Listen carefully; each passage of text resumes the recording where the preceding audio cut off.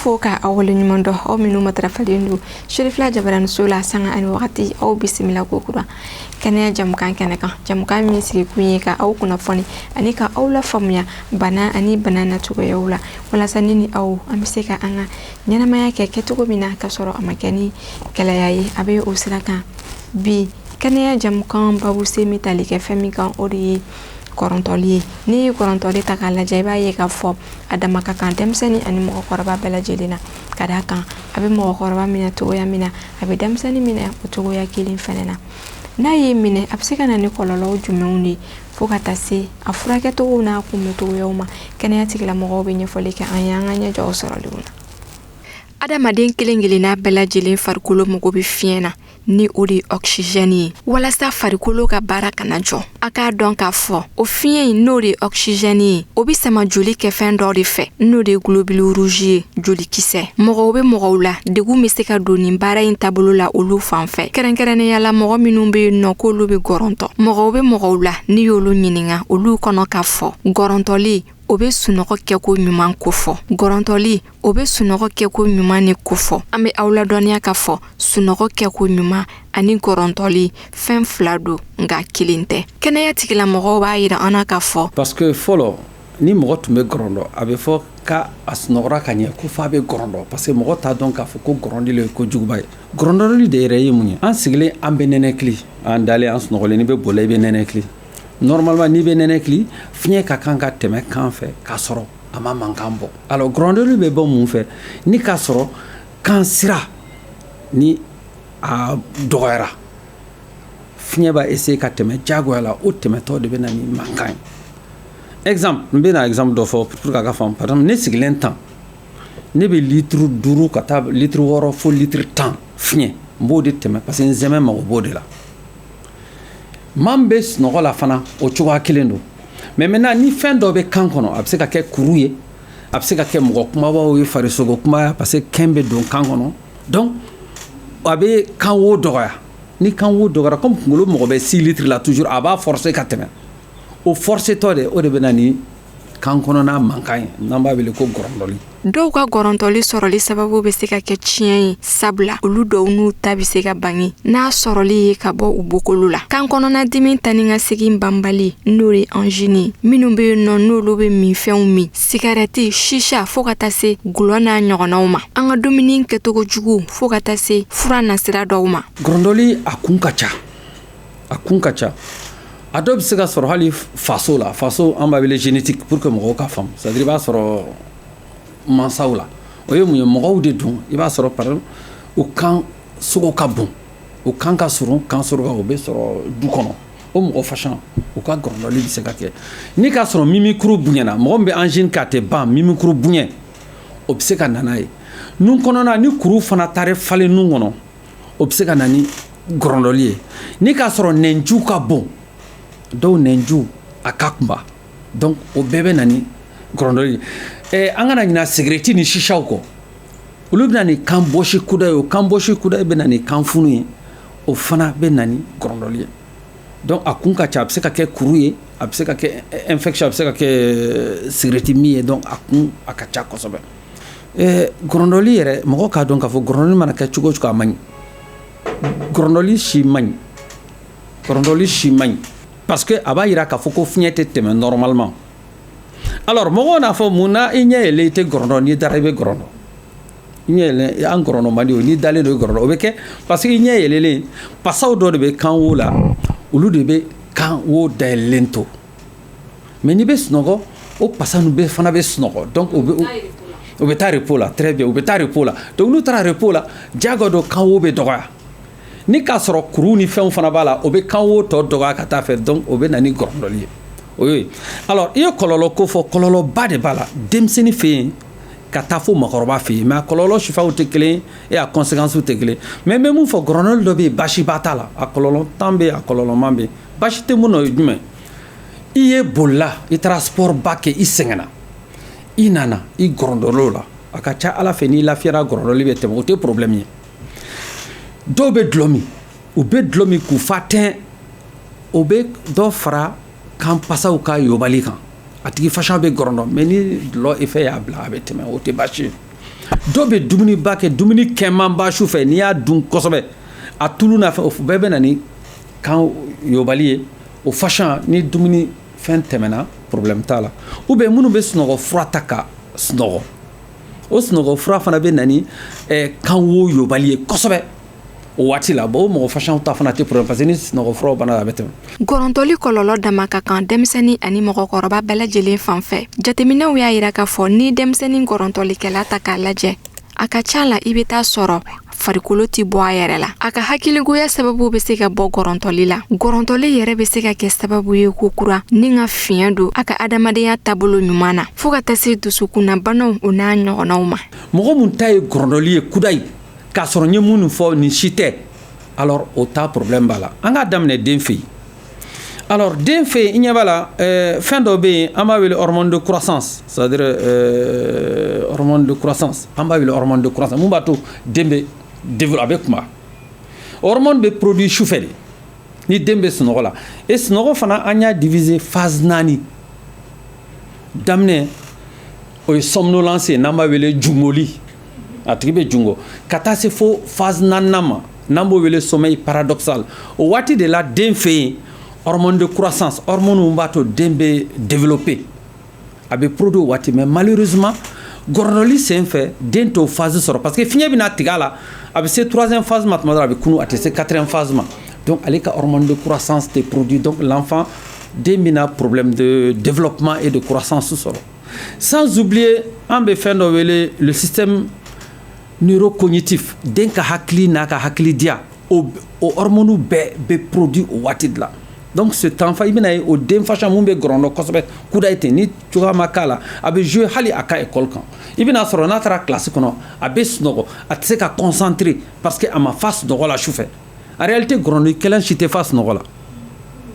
gɔrɔndɔlikɛlan si maakɔrɔba fara denmisɛnnin i tɛ fa sunɔgɔ la n bɛna mun fɔ sisan n ka taa denw ta la n bɛ k'a ɲɛfɔ c'est à dire mun don o den kelen i bɛna ye classe kɔnɔ tuma bɛɛ a bɛ sunɔgɔ pendant que maître bɛ k'a ɲɛfɔ a bɛ énerver a yɛrɛ ma a bɛ kɛ enfant agité a bɛ pan donc a tɛ kɛ forme na des fois a bɛ complexé yɛrɛ donc sur le plan social a bɛ jouer a kan et hali a ka intelligence a bɛ jouer a kan kosɛbɛ parce que même l'hormone de l'intelligence o fana bɛ produit sufɛ de donc den vraiment a bɛ jouer a kan maintenant o tɛ denmisɛnnin ta ye donc den ka développement sur le même retard staturo-pondéral b'a fɔ poids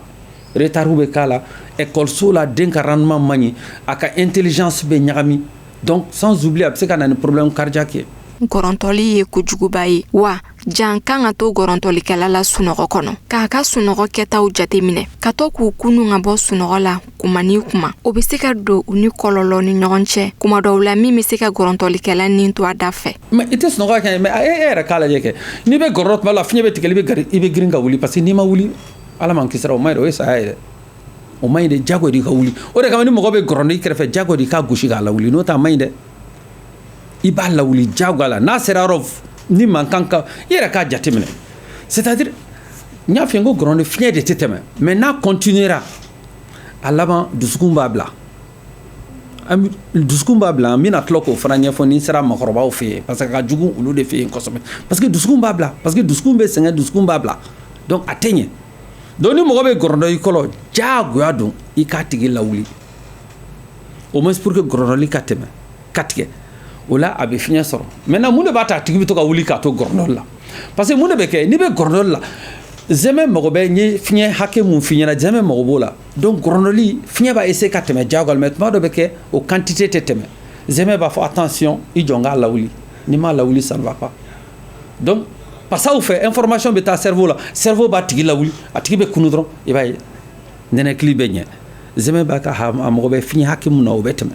mais n'o ma kɛ n'a tigi continuera na ala man kisira a bɛ se ka na ni saya ye et a saya caman bɛ na entre 5 heures et 6 heures du matin oui malheureusement. Gɔrɔntɔli kɔlɔlɔw bɛ se ka ye furusow kɔnɔ baarayɔrɔw la kɛnɛya tigilamɔgɔw ka fɔ la hali siraban ka kasara e mɔgɔ de bɛ nɔ ko e de bɛ gɔrɔntɔ sunɔgɔ kɔnɔ a bɛ wajibiya i kan i ka wuli ka se kɛnɛya tigilamɔgɔw ma u ka fɛɛrɛ ani dabali tigɛ min bɛ se k'a to dan bɛ sigi i ka gɔrɔntɔli la kɛrɛnkɛrɛnnenya la minnu yɛrɛ bɛ nɔ u gɔrɔntɔtɔ ni fiɲɛ bɛ to ka bali ka tigɛ u la waati ni waati. Nin bɛɛ lajɛlen sɔrɔli sababu bɛ se ka kɛ gɔrɔntɔli sabula mɔgɔw bɛ mɔgɔw la olu tɛ sunɔgɔ sɔrɔ ka ɲɛ su kɔnɔ ka sababu kɛ gɔrɔntɔli olu dɔw bɛ se ka sunɔgɔ siraba kan bolimafɛn bolitɔ min bɛ se ka laban ka kɛ kasara ye o de kama nansarala jamana dɔw bɛ yen nɔ baaraw bɛ baara la I tɛgɛ ti don a la fo k'a sɔrɔ I ye fura ɲini I ka gɔrɔntɔli la. Maintenant makɔrɔba fɛ yen o ka jugu n'a tɔ bɛɛ ye. An ye problème de séparation de couple, c'est-à-dire couple bɛ bɔ ɲɔgɔn kan du fait que manquant. E yɛrɛ k'a jateminɛ gɔrɔntɔli record du monde c'est détenu par un américain. Américain a record du monde bɛ américain dɔ de bolo ça fait il ronfle à peu près à 90 décibels. 90 décibels o bɛ ko moto Jakarta ronflelen. E k'a lajɛ e bɛ couple la I ni cɛ kun bɛ ɲɔgɔn kɔrɔ à peu près 30-40 cm. Et moto Jakarta mankan b'i tulo kɔrɔ tu comprends aisément que c'est pas agréable. Donc avec un problème de séparation de couple et puis dehors b'a fɔ n'a sunɔgɔra I ɲɛ bilen I tɛ sunɔgɔ. Ça c'est par rapport au couple. En dehors de cela buna adamaden yɛrɛ fɛ gɔrɔntɔlikɛla yɛrɛ fɛ problème b'a la parce que du fait que a tɛ fa sunɔgɔ la baarakɛyɔrɔ la I bɛna ye tuma bɛɛ a bɛ sunɔgɔ la I bɛna ye son rendement a ka baara il n'est pas efficace parce que a bɛ wuli sɔgɔma il est fatigué parce que a ma fa sunɔgɔ la et puis sans oublier les risques d'accident français étude dɔ yɛrɛ yira chauffeur caman ka accident c'est dû au ronflement parce que tu fas sunɔgɔ la et d'ailleurs en France n'i bɛ gɔrɔntɔ a yirala k'a fɔ I bɛ gɔrɔntɔ f'a kɛra bana ye I tɛ sotarama boli I tɛ train boli I tɛ avion boli tous les transports en commun tant qu'il m'a opéré tant que bon a bɛ tɛ opération mais tant qu'il m'a furakɛ a bɛ interdit la I ka sotarama boli I ka bus boli I ka avion boli I ka bateau boli fɛn o fɛn bɛ transport en commun c'est formellement interdit f'i ka taa furakɛ. N'i ye gɔrɔntɔlikɛla ta k'a lajɛ I bɛ taa sɔrɔ yɛlɛma bɛ se ka don a joli lahalaya la n'i y'a ta k'a sanga mɔgɔ ma min tɛ gɔrɔntɔ ni joli girinyali ye min bɛ se ka bali ka na ni dusukun jɔli ye n'o ye arrêt cardiaque ye ka bali k'a tigi bɔnɛ a nin na. A saya e k'a jateminɛ tan normalement dusukun farikolo yɛrɛ mago bɛ fiɲɛ de la an b'a bɛ oxygène bon n b'a fɔ fiɲɛ parce que fiɲɛ fɛn dɔ don an b'a wele oxygène farikolo mago b'a la maa mun tɛ ronfler o fiɲɛ quantité tɛ tɛmɛ n'o tɛ tɛmɛ joli la fɛn misɛnninw dɔ bɛ joli la n'an b'a wele globule rouge olu bɛ taa n'o fiɲɛ ɲuman ye ka taa se zɛmɛ ma ka farikolo bɛɛ balo a la maintenant du fait que a tigi tɛ nɛnɛkili ka ɲɛ o globule rouge nin bɛna caya pour que ka se ka fiɲɛ caman ta donc olu bɛ caya joli la n'u cayara o bɛ mun kɛ o bɛ joli concentration bonya a bɛ ko n'i ye nɔnɔ normal ta ani lait concentré a giriya tɛ kelen donc n'o kɛra joli bɛna giriya ni joli giriyara dusukun tɛ s'a kɔrɔ o de bɛ na ni dusukun jɔ ye o de bɛ na ni arrêt cardiaque ye o de bɛ na ni AVC an bɛ mun wele AVC crise cardiaque voilà o bɛ mun wele crise o de bɛ na n'a bɛɛ ye o y'a conséquence ka ca trop il y a beaucoup de conséquences d'abord a bɛ kɛ personnel ye a bɛ kɛ familial ye a bɛ kɛ même pour la société parce que a tigi rendement ɲɛnama t'a la au service tuma bɛɛ a bɛ sunɔgɔ la a yɛrɛ b'a jateminɛ réunion na I b'a tuma caman dɔw bɛ sunɔgɔ parce que pas forcément ils ronflent parce que u ma fa sunɔgɔ la sufɛ a kun bɛ se ka caya mais ni gɔrɔntɔlitɔ don kudayi a bɛ ten. Gɔrɔntɔli bɛ gɔrɔntɔli la olu bɛ se ka kunbɛn n'o y'a sɔrɔ an y'an janto waleyaw la I n'a fɔ farikolo ɲɛnajɛ ka an ka dumuni kɛtaw jateminɛ tulu sukoromafɛnw o n'a ɲɔgɔnnaw nɛmɛnɛmɛli an ka balo duntaw la k'i datogo jateminɛ dilan kan n'i ma ɲɛ k'a fɔ k'i b'i da I ka n'i jan I kɔ kan ka dankari kɛ sigarɛti ani shisha minni na an bɛ donni min na I ko bi gɔrɔntɔli furakɛli o tɛ jamana wɛrɛ ta kun bɔ sabula minɛn dɔw kun bɛ yen nɔ olu kun tɛ sɔrɔ an ka jamana kɔnɔ an bɛ donni min na I ko bi o minɛn ninnu caman b'an ka kɛnɛyasow kɔnɔ bi min bɛ kɛ sababu ye ka ba don a furakɛli kɛcogow la. Bon gɔrɔntɔli cogoya dɔ la a bɛ se ka kunbɛn a bɛ se ka kunbɛn ni génétique tɛ c'est-à-dire que n'a tigi n'a ma wolo I n'a fɔ n y'a fɔ du dɔ bɛ yen a dɔw a tigiw kan ka surun u kan ka kunba parce que on suppose que bon tailleur b'o dɔn dɔɔni ni kan n'a tɛmɛna 40 cm kan n'an b'a wele tour de cou a ka ca Ala fɛ a tigi ye gɔrɔntɔlikɛla ye I tour de cou tailleur bɛ o de kama n'an b'an ka examen kɛ maître b'an bolo I n'a fɔ tailleur an bi tour de cou fana lajɛ n'a tɛmɛna 40 cm a ka ca Ala fɛ a tigi bɛ kɛ gɔrɔntɔlikɛla ye bon ça peut être familial o bɛ se ka bɔ du la o dɔw kunbɛli a ma nɔgɔn mais kunbɛli ye mun ye dɔrɔn c'est que globalement il faut faire du sport il faut avoir une bonne hygiène de vie I ka sport kɛ I kana kɛ sikɔrɔba dun ye maliyɛn ka fɛn bɛɛ sikɔrɔ an k'an janto sikɔrɔ la kosɛbɛ an k'an janto tulu la kosɛbɛ en tout cas ka sport kɛ ka taama sport tɛ jagoya ka boli ka ballon ta mais ka taama i ka don i ka mun dun i ka bɔ tulumafɛnba dun na i ka bɔ sukɔrɔmanba fɛn dun na voilà prévention ye généralement o dɔrɔn de y'a prévention parce que hali traitement na ni prévention nin b'a kɔnɔ par exemple ni mɔgɔ mun nana selon a kɛcogo par exemple n'a tigi ka bon kosɛbɛ an b'a fɔ a ka poids perdu i b'i jija ka poids perdu i b'a essayer ka sport kɛ an b'o wele mesure hygiéno-diététique et puis an b'a interdit gɔrɔndɔli tɔ ma i k'i da i kɔ kan parce que n'i da i kɔ kan nɛnju bɛ taa kan o tɔ datugu ka fara kan donc o de kama i b'a ye i bɛ gɔrɔndɔ ka tɛmɛ normal kan o de la an b'a fɔ i k'i da i kɛrɛ kan ou bien i kɔnɔ kan bɔ i kɛrɛ kan dali ka nɔgɔn ka tɛmɛ i kan mais i ka n'i da i kɔ kan cogoya si la n'i ye mɔgɔ gɔrɔntɔ o de kama fini dɔ b'an bolo an b'a wele t-shirt anti ronflement an bɛ boule de k'a la i n'a fɔ la balle de tennis ballonni o de bɛ kala a bɛ feere yɛrɛ pharmacie a bɛ feere an b'a wele t-shirt anti ronflement o bɛ pour que a tɛ se ka i da i kɔ la parce que a ballon bɛ taa kala fini na i kɔ de la donc tant que a ballonni b'i kɔ kan i tɛ se k'i da i kɔ kan c'est pour dire on t'interdit formellement i ka da i kɔ kan donc o mesure ɲɔgɔnnaw bɛ yen après cela mesure médicamenteuse c'est-à-dire que furaw an bɛ furaw di mɔgɔw ma ça dépend ni maa mun ta ye par exemple n bɛ ka fɛn na mura jugumanba o bɛɛ bɛ se ka na ni gɔrɔn o waati la o traitement mana di ma a bɛ ban mesure méthode chirurgicale bɛ yen ni kuru bɛ kan kɔnɔ fɛn dɔ bɛ an b'a wele mimikuru bonya angine b'o kɛ tout ça la an bɛ taa mimikuru ninnu bɔ yen kuru dɔ bɛ kɛ nun kɔfɛ o fana bɛ se ka k'a kun dɔ ye ko ni maa min bɛ cigarette min i ka cigarette jɔ diyagoya la ni maa min bɛ chicha min heureusement état yɛrɛ décision ta par rapport à notre chicha donc o kɛra fɛn fota ɲuman ye donc o fana ka jɔ i bɛ mauvais comportement minnu bɛɛ kɛ il faut k'o ka dabila maintenant n'an tɛmɛna méthode chirurgicale kan tuma dɔ la a bɛ se ka kɛ a bɛɛ tɛ se ka opérer an bɛ taa méthode prothétique la an bɛ prothèse d'a tigi ma on a plusieurs types de prothèses. D'ailleurs, j'ai des patients ici au Mali. J'ai pris une bonne dizaine. Ou bien machine d'eau quand machine d'eau de flène avec une kono peut-être il y a des noms mais c'est carrément. On va dire ventilation à pression positive permanente. A tigi na be snogode. Ale be fiɲɛ jagoya tɛmɛ de ka taa.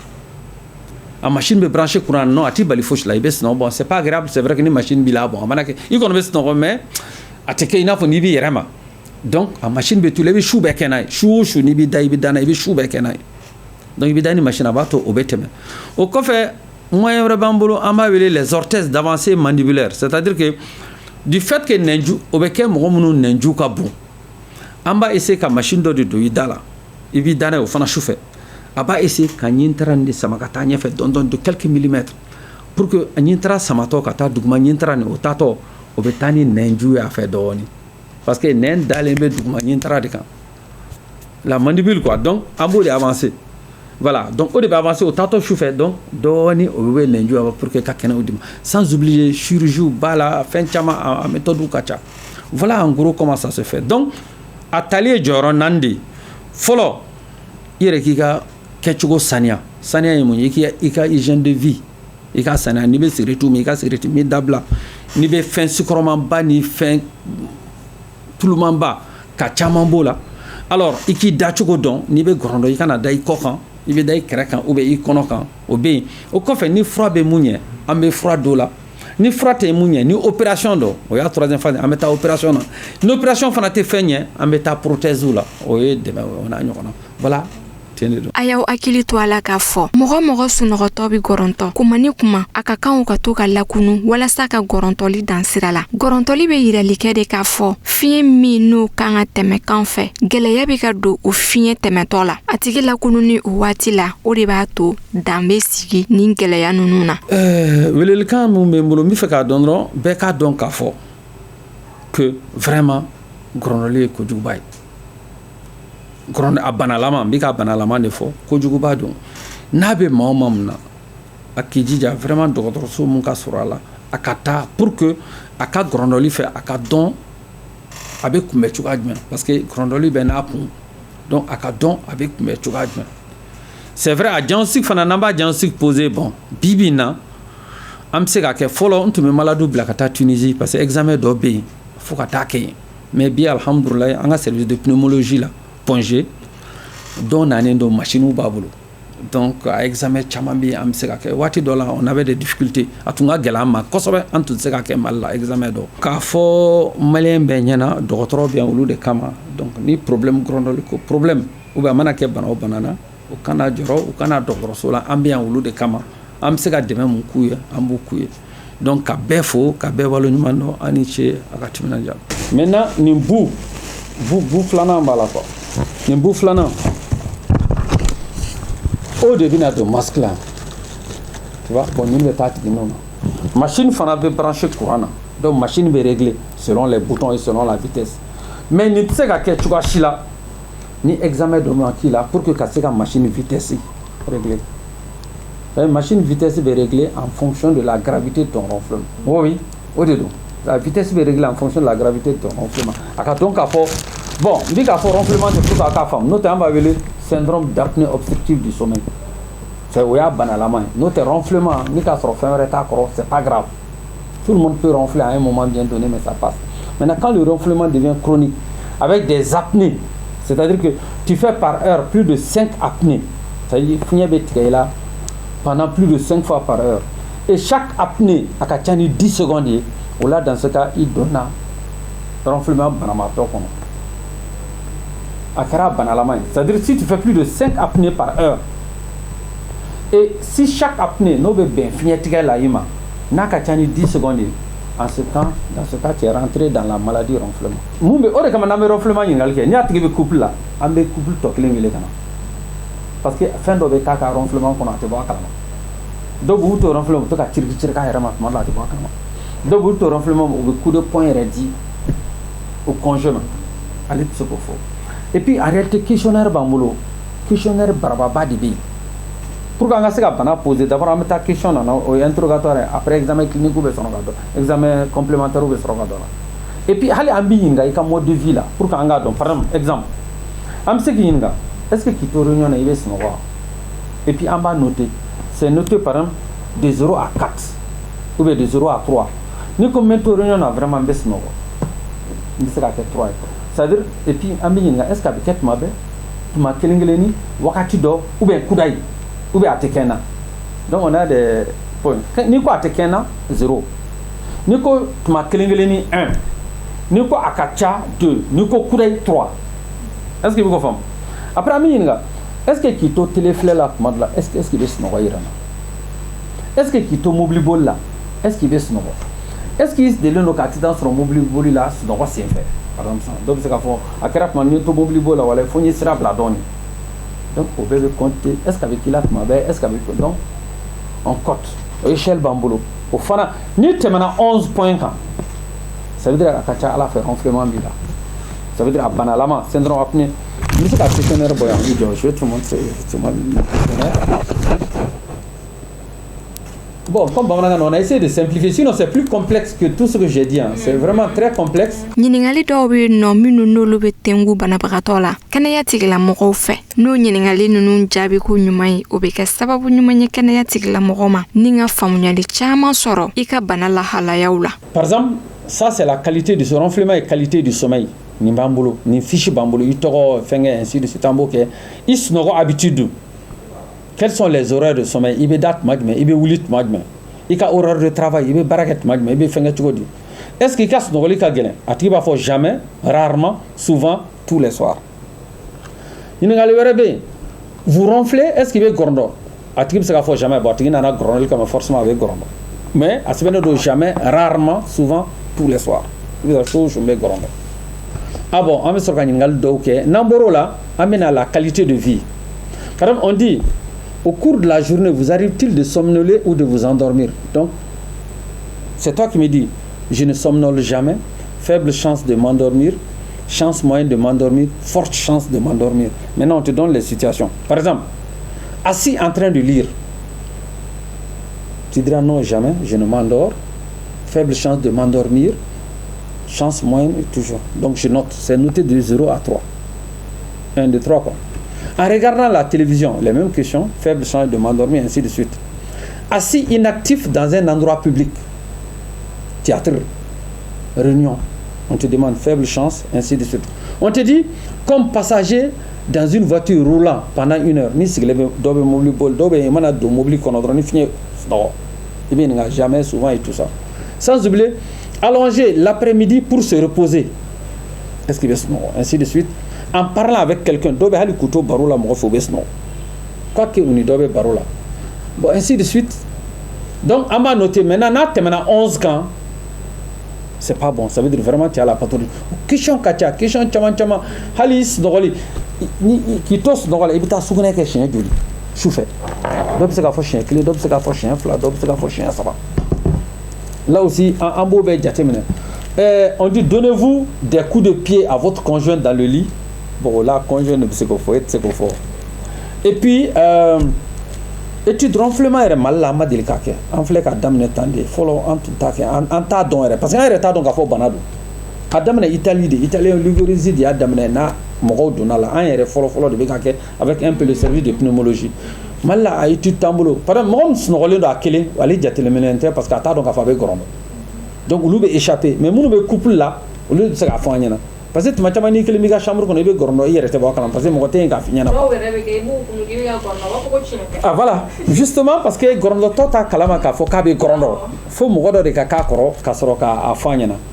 On a chama, il y a beaucoup de paramètres qui sont là. Par exemple, tu m'as retourné. Et gorno li hala effet de libido quand. Voilà, donc tu vois, avez-vous par exemple on dit pensez-vous avoir une diminution de la libido? Oui ou non? Tu as vu? Donc la question est là. Bon, des fois on est embêté pour poser un peu cette question, surtout quand il y a quelqu'un, bon, mais à deux nous posons pour essayer de comprendre. On demande le poids du patient. Est-ce qu'il doit faire la poids quand, doit boire quand, ainsi de suite. Bon, bon après, on a un examen physique. C'est-à-dire qu'on a un mesure, et puis qu'il a ici là des antécédents. Antécédents bebala. Tu as vu? Antécédents bala. Et après, on a un paramètre bambolo. Ça c'est normal. Ni atigi dawale en inflé c'est normal. Mais il y a déjà amygdalou folla ka bon, il y a amygdalou ka bon, c'est noté en degré. Mais ni tigi qu'on va finir tête tu vois là. Amygdalou il y a tellement que finir tête quand on faible. Tu vas il faut opérer, il y a aucune solution. Machine tagne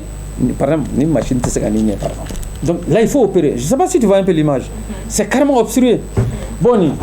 ni fana lui étudié, imagine. Et lui est flénétant, la lui n'enjuruni mon flé. Imagine, nina c'est normal parce que finit te mero fléné. Mais nina imagine, lui est kunjigné flé. Nina n'enju bunyana fani lui ni la itati kan oui frottala. Nous qu'on a déjà godé une machine catégorie, nous te frottala. Ou bien faut ni tra n'enju opérer. Comme là c'est une intervention qui est un peu plus complexe. Tu as vu? Donc ni atigi dawa aller c'est la situation mounouye quoi. Sans oublier nous fana tabi. Akila nini au ay famnyali chama sorobi kana ya jamkan babu sinka mina lede kumika talike koronto likan au niche au kanyama dalila akan bashi ware ibabu sin ware.